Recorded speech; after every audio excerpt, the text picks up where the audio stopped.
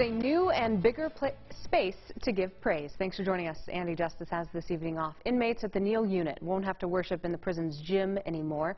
As we reported last September, officials started moving dirt at that location of the new prison chapel after more than $1 million was raised 13 months prior by the Panhandle Neal Unit Chapel project. Today, the chapel is complete. KAMR Local 4's Blessing Wilkesman is at this evening's dedication ceremony of the Neal Unit Chapel. She joins us with our top story today at 5 in today's Heart of the High Plains. So, Blessing, why is this such a big deal for the inmates there at the Neal Unit?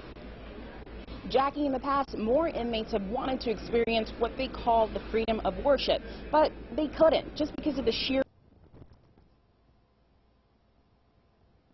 Seems like we have lost Blessing. We may have had some technical issues out there. It appears to be a bit of a dead zone for your cell phone as well. But officials say that, well, we'll just read this part.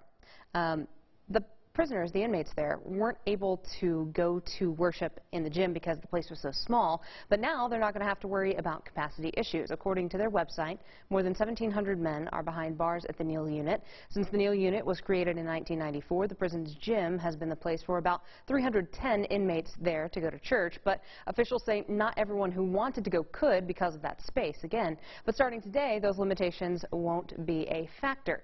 The 9,500 square foot chapel will be able to seat 400 people thanks to the private funding of Panhandle Neal Unit Chapel Project. They're a nonprofit with the sole purpose of creating chapels in area prisons. I believe we have Blessing once again from the Neal Unit interviewing the warden now. Blessing? Let me know when we're ready. Yep.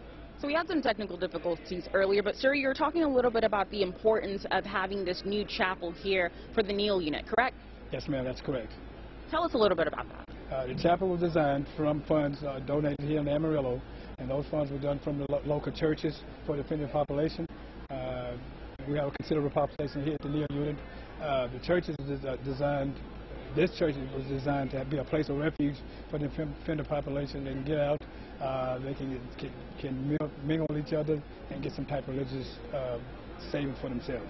And you were telling me earlier that this chapel actually plays a part in the number of repeat offenders, because you were saying that there's definitely a big difference from those who come to chapel, who come and worship, and those who do not, correct?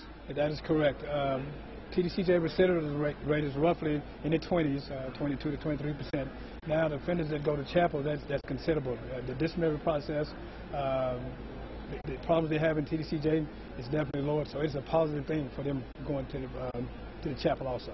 All right. Thank you so much, sir, for your time. Now we're about 30 minutes or so from the official ceremony and dedication of this chapel. We'll be back for the KAMR Local 4 News at 6 with more sights and sounds from the event. Live from the Neal Unit, Blessing Wilkesman, KAMR Local 4 News. Jackie? Interview worth